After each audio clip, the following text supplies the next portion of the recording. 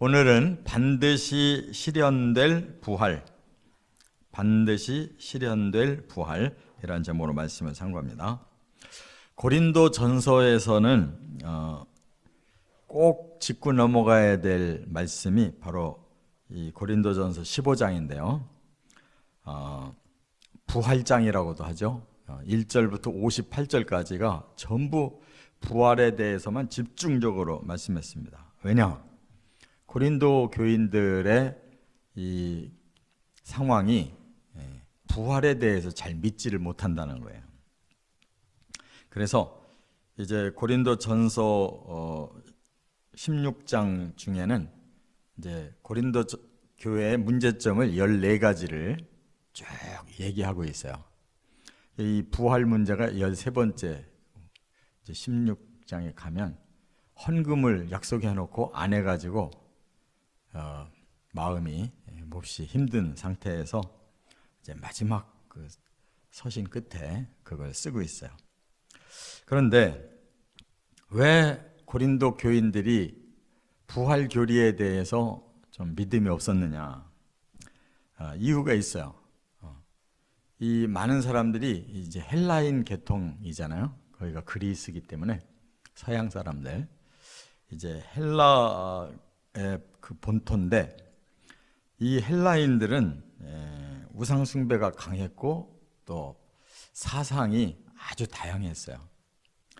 그래서 뭔가를 굉장히 그 의욕은 많이 있는데 상당히 자기들 중심적이에요. 그래서 그 그리스 나라가 이제 일찍이 이러한 그 사상이 발전했잖아요. 그래서 이제 거기에서 민주주의도 이제 꼽히고, 이 민주주의란 결국은 사람 중심이라는 거예요. 사람의 다수의 생각대로 이제 세상을 이끌고 가려고 하는 게 민주주의인데, 신을 믿으면서도 전부 생각이 인간적인 생각이에요.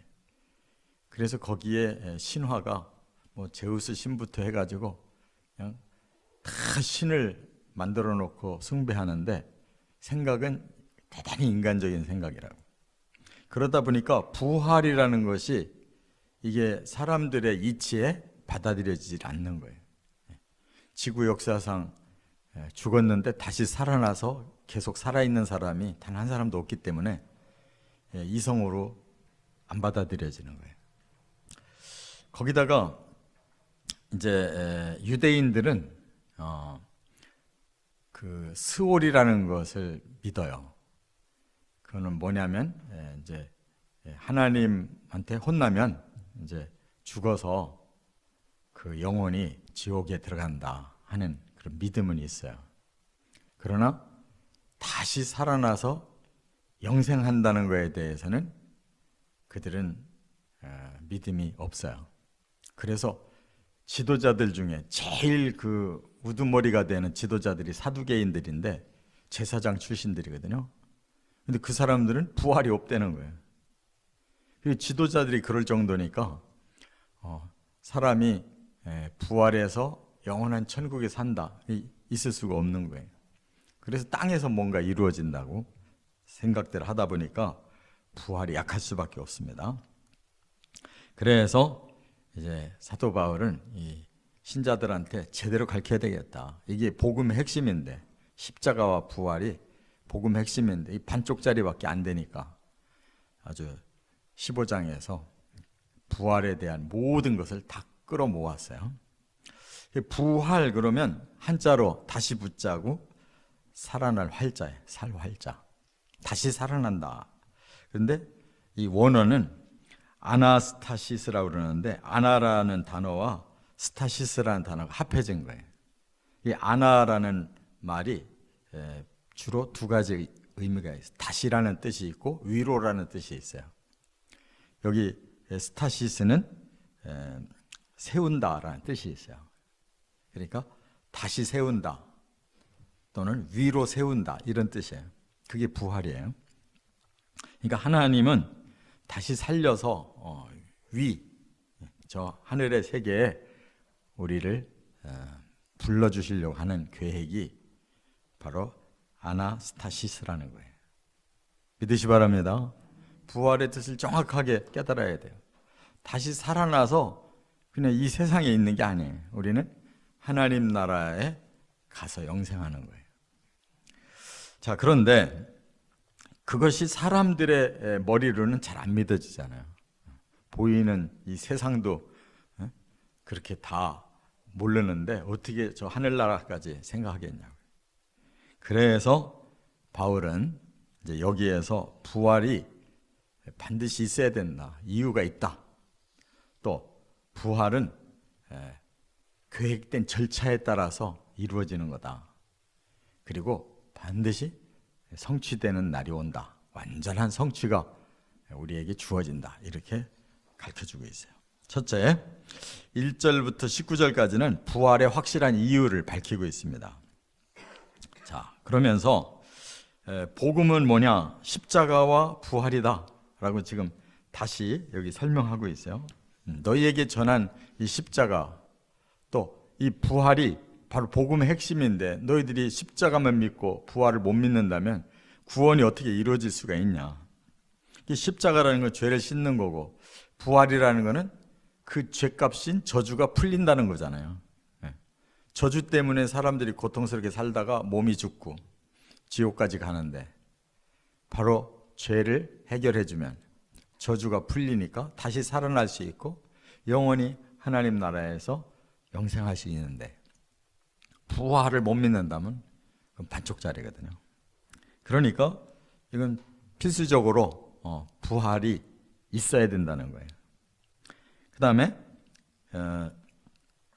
성경대로 죽으신 지 사흘 만에 다시 살아났다라고 성경대로라고 그랬거든요. 그 말은 뭐예요? 구약에서부터 이미 부활을 하나님이 계획하시고 죽으셨다가 다시 살아났다. 그러니까 십자가의 죽으심으로 사람들의 죄값을 대신 지우고 다시 살아남으로 사람들의 저주를 풀기 위해 첫 번째로 부활체가 되셨다. 이게 하나님 계획이고 예수님이 이뤄놓으신 복음인데 그것에 반을 안 믿으면은 안 된다는 거죠. 구원은 이루어질 수가 없다. 또 하나는 역사적인 사실이기 때문에 안 믿을 수가 없다는 거예요. 왜? 부활하셔서 실제로 11 제자들에게 나타나셨잖아요. 그리고 여기 개바라는 거는 베드로를 말하는 거예요. 베드로도 예수님을 만났고 또 나중에는 500여 명이 성도가 봤다 그랬는데 추정하기로는 예수님이 감람산에서 승천하셨거든요. 부활하실 뿐만 아니라 부활하신 몸을 사람들에게 보여주면서 인공위성 올라가듯이 하늘로 올라가다 보니까 구름에 가려졌다. 그 위로 올라섰으니까 비행기 타고 올라가면 어느 정도 올라가면 구름 위로 가는 거거든요. 그러면 지상에서는 안 보여요, 비행기가. 그와 같이 예수님은 실질적으로 살아나셨고 실질적으로 하늘로 올라가셨어요. 그래서 그대로 오신대요. 태어나는 게 아닙니다. 그리스도는 한 번 2000년 전에 태어나신 그분은 하늘로 올라가셔서 천국 준비하면 그 모습 그대로 다시 오시는 거예요. 그래서 가짜 그리스도는 다 태어났어요. 우리나라에 많은 적그리스도들이 있잖아요. 이단들. 다 고향들이 다 있어요. 누구는 평양에서, 누구는 저 지방에서 태어났다. 그게 가짜들이란 거예요. 예수는 태어나지 않아요. 이미 한 번 태어나셨기 때문에 그대로 오시는 거예요. 할렐루야.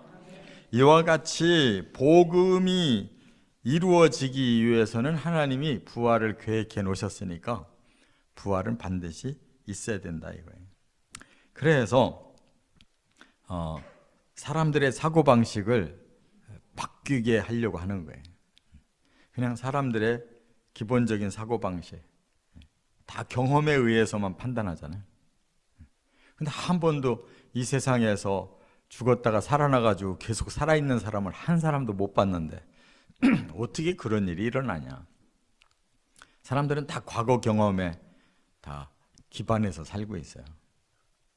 내가 경험해보지 못한 건 안 받아들이려고 그래요. 그래서 결국은 부활이라는 거는 내 경험으로 인정하는 게 아니라 하나님의 말씀을 믿음으로 인정하는 거예요. 말씀이 그렇게 우리에게 가르쳐 주셨으니까 내가 하나님을 믿는다면 하나님 말씀도 받아들여야 되는 거예요. 우리 경험이 아니라 언약으로 받아들여야 돼. 할렐루야. 자, 두 번째, 20절부터 34절까지는 부활에 계획된 절차가 있다는 거예요. 부활은 세 가지의 절차가 있어요. 먼저 예수님 부활이 있음으로써 부활은 이제 주어지도록 예수님이 성취하셨다는 거예요. 예수님이 성취를 하시고 그다음에 우리들에게 또 그 부활을 성취시켜 주려는 거예요. 그러니까 2000년 전에 부활을 하셨어요, 예수님은. 지금도 살아 계셔요. 어디에? 하나님 나라에. 왜? 우리의 천국 집을 예비하러 가셨어요. 그래서 다시 오시기만 하면 되는 거예요. 이게 1차 절차예요. 이미 부활은 실현됐어요. 그 다음에 2차 절차가 있어요. 예수님 오시는 D-Day에 우리 구원받은 성도들은 반드시 부활한다는 거예요. 그래서 뭐 어디에서 어떻게 죽었든지 상관없어요. 하나님은 창조자시기 때문에 창조의 능력으로 명령만 하시면 없던 것도 무에서도 유가 나오는데 이미 우리의 실체가 있었기 때문에 그걸 다시 명령하는 것은 문제가 아니에요. 뭐 우리가 자연의 그런 요소로 다시 돌아갔지만 하나님 명령하면 에스겔 38장에 뼈만 남은 그 골짜기에서 수없는 군대가 살아난 것처럼 얼마든지 뭐 바닷속에 빠지든 뭐 화장을 했든 뭐 매장을 했든 아무 상관없는 거예요. 우리는 이미 영혼이 구원받은 낙원에 있기 때문에 부활만 살리면, 육체만 살리면 되는 거예요. 그것이 이제 우리 몸에 실제로 실현된다 하는 것이 예수님 우리에게 약속하신 말씀인 줄 믿습니다. 그래서 이제 다시 부활하면 죽지 않는 몸이 되기 때문에 그게 이제 완전체로 천국에 들어가게 되는 것이다. 그 말입니다. 또 세 번째 절차가 있어요. 또 다른 부활이 있어요. 그는 악한 자들을 심판하기 위해서 마지막 심판 때 부활시키는 거예요. 그걸 보고 둘째 부활이라고 그래요. 심판의 부활. 우리는 첫째 부활, 구원의 부활. 심판의 부활에 참여하면은 이거는 영원히 지옥을 가기 위한 건데, 아니 지옥 갈 사람을 왜 살리느냐? 영혼만 벌 받으면 안 돼요. 영혼 몸까지 벌을 받아야 되는 거예요. 사람의 몸은 영원한 존재, 몸은. 그런데 우리는 영원히 생명과 영광을 누리는 몸이고, 지옥 갈 사람들은 영원히 고통받아야 될 몸으로 살아나야 된단 말이에요. 그래야 공의로운 하나님이신 거예요. 이 땅에서 그만큼 악을 저질렀는데 그만큼 벌을 받도록, 또 그만큼 우리가 믿고 하나님의 언약대로 살았는데 그 믿음만큼 또 축복을 주시기 위해서는 몸도 다 살아나야 된다는 거예요. 그래서 사망까지도 사라진다 그랬어요. 그 말은 뭐예요? 우리는 더 이상 사망이 없다는 거예요. 천국 백성이든 지옥에 갈 자든 사망은 없어요. 끝까지 살아있는데 끝까지 행복할 거냐 끝까지 불행할 거냐의 차이만 있는 거예요. 그러니까 우리 사람의 몸을 하나님이 그냥 이런 시원찮은 그런 하등 동물처럼 지은 게 아니다는 거죠. 영원한 존재로 지으신 거예요. 그런데 사탄이 우리에게 속여서 죄를 짓게 함으로써 영원히 살되 영원히 벌받는 이런 불행한 사람도 될 수 있고, 하나님의 계획대로 예수를 믿고 끝까지 따름으로 다시 영원한 회복과 완성을 얻을 수도 있다. 그 말씀입니다. 자, 그래서 우리의 신앙생활이 지금 아직 안 이루어졌기 때문에 힘든 과정을 가고 있는 거예요. 이성으로서는 불가능해 보이는데 믿음으로는 가능하다 하니까 이 현장의 경험을 우리가 내려놓고 미래의 언약을 붙들고 간다는 게 쉬운 게 아니잖아요. 우리 예수님 믿는 사람들은 이렇게 이 땅의 현장을 우리가 내려놓고라도 언약의 미래를 향해 가는 사람들이니까 이거 보통 위대한 믿음 가지고는 불가능한 거예요. 하나님께서 도와주시고 진리가 깨달아지고 진리대로 살아갈 힘을 얻도록 성령이 우리를 받쳐주고 계시다는 거 확신하시기 바랍니다. 끝으로 세 번째, 35절부터 58절까지는 부활의 완전한 성취, 부활은 반드시 실현된다라고 말씀하고 있어요. 그래서 이 자연세계도 봐라라고 사도 바울이 이제 눈을 돌려서 이 자연세계를 보여주는데 뭘 보여줬느냐? 하나하나의 개체는 죽어요. 그러나 전체의 그 하나님의 피조물들은 사라지지 않는다. 미물도 하물며 그 유전자가 계속 이어져서, 풀도 죽었는데 똑같은 유전자로 다시 살아나서 영원히 풀이 계속 살아나고 식물과 동물들이 계속 존재하듯이 사람도 영원히 존재하는 그런 하나님께 목적이 있다는 거예요. 사람은 더 가치 있는 영원한 존재가 돼야 된다는 거예요. 그렇기 때문에 부활을 시켜서 영원한 존재를 만든다는 거. 이것이 이제 하나님이 계획된 것이기 때문에 그 완성의 단계가 반드시 온다는 거예요. 그래서 뭐라고 말을 했냐면 그 영원한 몸을 뭐라고 말씀했냐면 신령한 몸이다 이렇게 말씀했어요. 이 신령이라는 말은 사람에게 붙이는 말이 아니에요. 하나님께 붙이는 단어인데 우리는 하나님과 같은 이러한 차원으로 우리의 몸이 완성된다는 거예요. 이 땅의 자연의 세계의 몸만 가지고 안 되잖아요. 불완전하잖아요. 그렇기 때문에 하나님처럼 변화된 몸이 영원히 하나님 나라에 살 수 있는 거예요.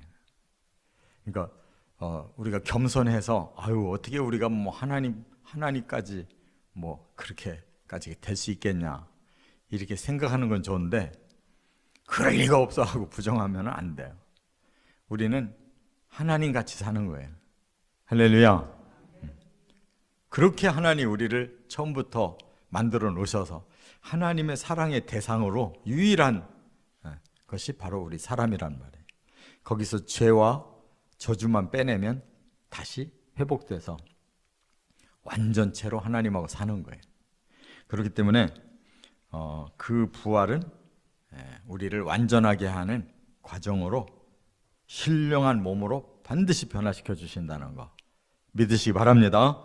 그리고 그 디데이는 호련한 부활에 이른다는 거예요. 호련히 이렇게 호련히. 그건 뭐야? 이렇게 뭐 지금 진화론 얘기하듯이 이렇게 조금씩 진화되는 게 아니에요. 호련히는 한순간이에요. 그래서 우리는 예수님이 오시는 그날 한순간에 부활체가 되는 거고 또 예수님이 우리를 천국으로 부르는 그날 완전체로 들어가는 거예요.